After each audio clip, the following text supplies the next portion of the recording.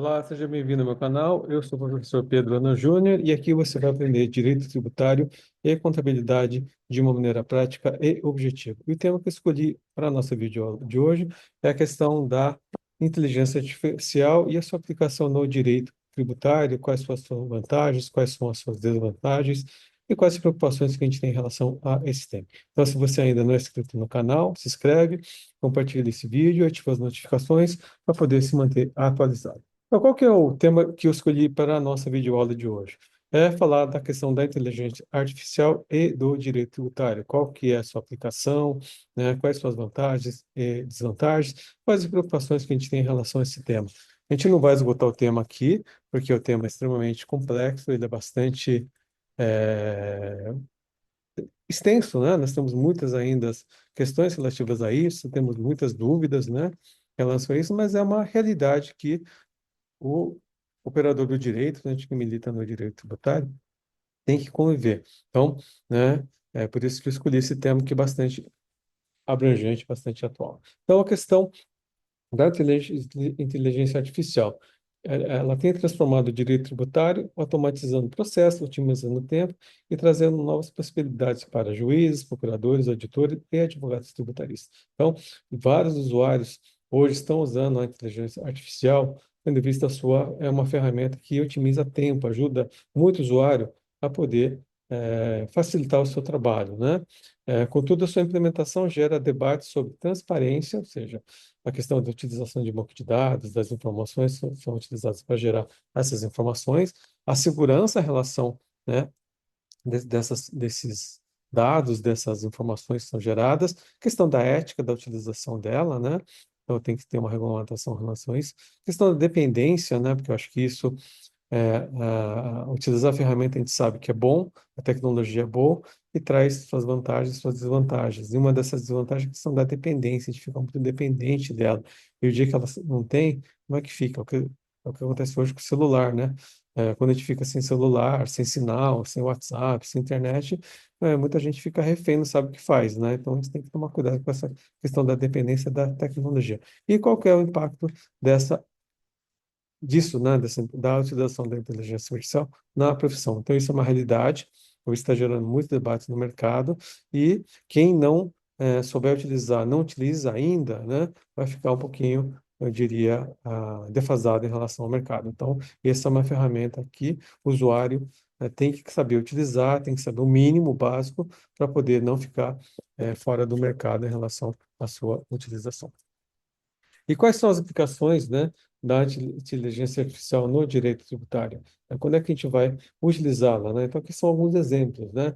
Então, ela serve para poder fazer a automação de processos, principalmente quando você tem muitos processos que têm coisas repetitivas, né? Volume, contencioso de massa, por exemplo, né? No judiciário, numa Receita Federal, que tem processos que são repetitivos, então isso ajuda, né, a criação do algoritmo, a utilização de uma inteligência artificial para poder otimizar o tempo na análise da questão. Na fiscalização e auditoria, que hoje tudo é feito de maneira digital, então cruzamento de informações feitos, né, pela Receita, feito pelas auditorias, acaba sendo hoje feito por uma inteligência artificial, é criado um algoritmo, isso é feito, isso ajuda bastante, né, na questão da otimização do tempo. Aumenta a deficiência e agilidade ao processar e analisar documentos. Então, você põe os dados, põe os arquivos e a inteligência artificial faz essa análise e gera um relatório no qual eu vou poder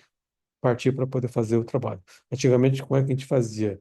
Contratava gente, pessoal, para fazer a análise dessa documentação, e hoje o computador, né, a informática, a inteligência artificial pode fazer esse trabalho.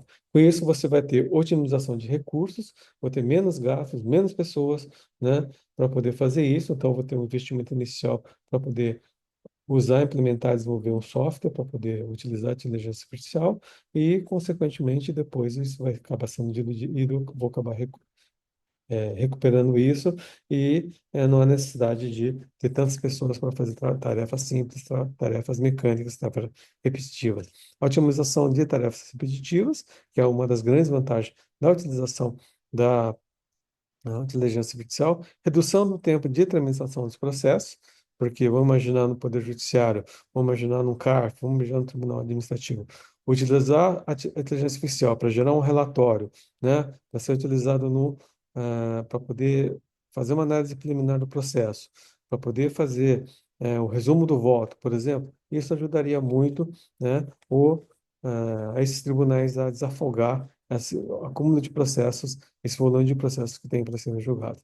No caso da contabilidade, a inteligência artificial pode fazer cálculo dos tributos, né? Pega os dados lá de faturamento, as informações, você parametriza, ele faz o cálculo e gera já o DARF e a guia para poder fazer.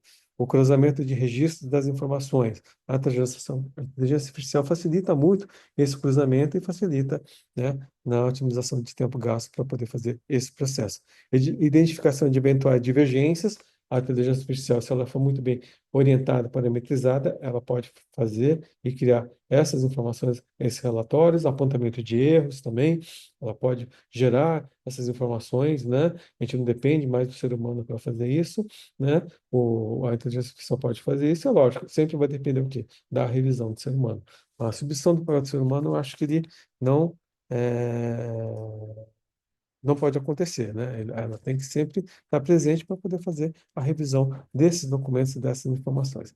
Correção de problemas e sugestão de ações preventivas baseadas no histórico tributário e contábil da empresa, ele pode apontar isso, desde que for devidamente parametrizado, e outras aplicações que eventualmente podem ser utilizadas. Então, aqui só alguns exemplos do que a gente pode utilizar a inteligência artificial para poder facilitar, otimizar o tempo gasto, né, pelo ser humano na realização de tarefas, na condução de trabalhos. E quais são os programas de inteligência artificial que são utilizados hoje, atualmente, pelos operadores do direito tributário? Então, a gente já tem hoje no Poder Judiciário, né, a utilização dessa ferramenta. Aqui eu trouxe o exemplo do STF, que tem utilizado o Maria, que é o módulo de apoio e redação com inteligência artificial, que ele faz? Ele faz resumo de votos com base nos dados dos votos, né, do julgamento do Supremo, relatório do processo que ajuda o ministro a poder a otimizar o seu tempo, né, porque esse é um tempo para quem já foi julgador, né, fazer relatório é uma coisa que dá trabalho, né, e é, na verdade, um resumo do caso, do que aconteceu, né, para poder estar ali quando do julgamento. Então, não há necessidade de ser um trabalho extremamente complexo, com base nas informações que tem no processo, e fazer uma análise inicial do processo. Então, ele vai fazer análise com base nos parâmetros, por exemplo, quais são as questões preliminares que estão sendo objeto de julgamento, já vai trazer precedentes para poder fundamentar o voto, né, aquela coisa toda. Então, ajuda muito, né, os ministros, né, a fazer o seu trabalho. Então, o Supremo está utilizando dessa ferramenta para poder otimizar o seu tempo no trabalho. Quais são as críticas em relação a isso, né? A gente tem, né, a questão da divergência de entendimentos. Então, como é que ficaria isso, né? Então, tem uma tendência do tribunal. Então, mas o voto divergente, como é que faz isso? A inteligência artificial vai fazer um voto também divergente com base nos dados? Então, tudo isso tem que ser levado em consideração, tem que ser feito com bastante responsabilidade, né, dentro das preocupações que a gente tem em relação à utilização da inteligência artificial. No caso da Receita Federal do Brasil, ela tem utilizado da inteligência artificial chamada Analytics. Então, o que ela tem feito como exemplo, né? Apontado irregularidades tributárias na importação e com o uso de grupos econômicos. Então, ele faz o cruzamento das informações, aponta divergências, eventualmente, quais são os passos de fiscalização, irregularidades tributárias com o uso de criptomoedas, que é um dos pontos, né, que a Receita tem se preocupado, pegar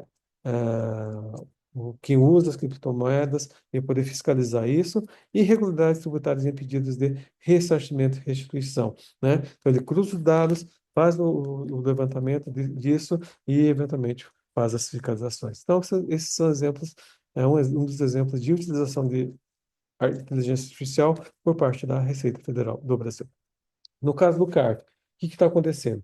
Eles estão desenvolvendo um sistema de inteligência artificial que se chama IARA, Inteligência Artificial em Recurso Administrativo. Então, o que ele vai fazer com base nos julgados do CARF, que são mais de 500 mil na sua base de dados? Vai fazer resumo de votos, vai fazer relatório do processo, vai fazer análise inicial do processo e vai no caso, né, também propor decisões, né, que poderão ou não ser utilizadas pelos conselheiros. Então, aqui cabe o alerta novamente. É interessante, é bom, facilita o trabalho, ajuda, né, o usuário, no caso o conselheiro, só que tem que ser usado com responsabilidade. Então, como é que fica a questão, quem tem entendimento divergente? O software vai criar também uma proposta de voto divergente, caso eu queira. Então, essas bases de dados, elas são confiáveis, né? A questão da transparência. Então, tudo isso tem que ser levado em consideração. É uma inovação, é importante, então a gente tem que ficar atento aí em relação ao que vai acontecer na prática, né? É lógico, sempre vai caber ao contribuinte que se sentir prejudicado contestar, discutir essa decisão que foi feita por uma inteligência artificial, né? E, eventualmente, isso pode parar no Poder Judiciário. No caso do contribuinte, quais são as ferramentas que a gente usa, né? Então, para análise de dados, tem o Datalab, Julius, GitHub, Copilot, para automação, LabPerson, Windows, PowerShell, ClickUp, para criação de conteúdo, ChatGPT, Microsoft Copilot, Board, Jasper, Midjourney, GetResponse, DeepSeek, né? Para transcrição, OpenAI, para estudantes, Mendeley, para segurança, CrowdStrike, Falcon e para empresas da Amélia. Então, esses são exemplos de ferramentas que estão disponíveis no mercado e caberia ao usuário, né? Recomendo você que está assistindo o vídeo a começar a mexer, a começar a utilizar isso para poder aprender como utiliza, para poder utilizar isso a seu favor, precisar como uma ferramenta, né? Porque isso vai facilitar muito no seu processo, né? No seu dia a dia, né? Então, quais são os benefícios, né? Que isso pode trazer para quem milita no direito tributário. Então, seja juiz, seja procurador, seja auditor, seja advogado e seja também contabilista. Maior eficiência na execução das tarefas repetitivas, então, isso vai facilitar, fazer com que ganhe tempo. Otimização da execução de tarefas, então, isso também é uma das vantagens, benefícios que a utilização da inteligência artificial nos traz. Otimização do tempo do usuário, então, você não vai perder mais tempo fazendo um monte de petições repetitivas, de juntada de procuração, de dilação de prazo, o software vai ajudar, já tem modelo, já vai fazer isso, e você já utiliza isso de maneira bastante comum, contrato social e outras coisas mais, né? Que são alguns documentos que podem ser gerados pela inteligência artificial e vão fazer a otimização do usuário. Auxílio na análise de grandes volumes de dados, então, tenho lá 5.000 documentos para analisar, 5.000 informações, peço para a inteligência artificial analisar, fazer um relatório preliminar e, com base nesse documento, eu começar a fazer o trabalho e não ficar perdendo tempo em ficar analisando tudo. Redução de erros e otimização do compliance tributário, isso também é uma das grandes vantagens da utilização da inteligência artificial. E temos exemplos, né? Então, como é que eu posso utilizar essa ferramenta, eu como usuário da inteligência artificial, né? Fazer elaboração de petições simples, petição disjuntada, manifestação de dilação de prazo, coisas simples. A inteligência artificial, ela está preparada para poder fazer isso, desde que você alimente ela com banco de dados adequados. Então, ela, a experiência que eu tenho de utilizar, né? Ela como é uma criança, ela vai aprendendo, ela vai utilizando e vai criando, de acordo com o seu perfil, o banco de dados, de acordo com as informações. Auxílio na análise de textos de lei, vamos imaginar que isso é uma medida provisória que eu quero analisar e quero saber quais eventuais inconstitucionalidades. Uma inteligência artificial que for devidamente parametrizada e orientada, ela pode fazer essa análise e facilitar e fazer com que você não perca o seu tempo fazendo a análise de todos aqueles artigos de lei. Auxílio na pesquisa de jurisprudência, né? Então, ela pode fazer isso, mas tem que tomar bastante cuidado, porque já aconteceu casos de pessoas utilizarem de inteligência artificial e ela citar um precedente, esse precedente não existia. É o caso de um caso que aconteceu nos Estados Unidos, que o advogado ele tinha tudo para ganhar o processo, utilizou da inteligência artificial, ela cita um precedente e esse precedente não existia. E por força disso, ele acabou perdendo o processo, acabou tendo, inclusive, que indenizar, né, o cliente, né, e outra parte por força da utilização, não diria errada, né, mas por força da utilização inadequada da inteligência artificial. Auxílio na elaboração de texto, então ele ajuda você a fazer isso, né? E o que que a gente tem que tomar cuidado, né? Tomar cuidado, não se acomodar, né? Não ficar dependente dessa ferramenta. Então, que é importante sempre dizer, ela não substitui o papel do ser humano na revisão do conteúdo, então o ser humano sempre vai ter que revisar, você como advogado, revisar o que foi feito, revisar os precedentes, revisar o texto para poder ter tranquilidade que aquilo não está errado e não podemos nunca esquecer que a inteligência artificial é uma ferramenta. Ela não pode ser uma coisa principal. Ela tem que ser uma ferramenta na qual você vai utilizar para poder ajudar a você melhorar o uso profissional, né? Então, quais são os desafios que a gente tem em relação da utilização de uma inteligência artificial no direito tributário? Transparência dos algoritmos, privacidade e segurança dos dados, né, que estão sendo utilizados, desigualdade de acesso à tecnologia. Então, quem tem mais recursos vai ter uma tecnologia melhor, quem não tem recursos tem que estar utilizando o que está disponível no mercado, porque isso gera custo, tem que pagar licença e algumas outras coisas mais. Então, tem que tomar cuidado em relação a essa desigualdade. Banco de dados utilizado nas pesquisas, se ele é confiável ou não, né? Contraponto nas decisões do judiciário do CARF, então decisões divergentes, decisões, né, que são contra a maioria, tem que ser levada em consideração. Sempre a necessidade da revisão do ser humano, acho que isso não tem como fugir, isso é importante, para a gente poder verificar se o que a inteligência artificial está fazendo está sendo adequado ou não. Dependência do usuário na utilização da inteligência artificial e, junto com isso, o comodismo, né? Então, é uma tendência do ser humano se acomodar e isso pode gerar uma série de consequências. No dia que você não tiver, o sistema caiu ou você não tiver mais acesso, como é que ficaria, né, você como profissional? Então, a gente não pode ficar dependente dessa ferramenta, né? Utilização dos comandos e parâmetros de pesquisa adequados, então você tem que saber o que perguntar, saber o que pedir para a inteligência artificial fazer para poder gerar um resultado adequado.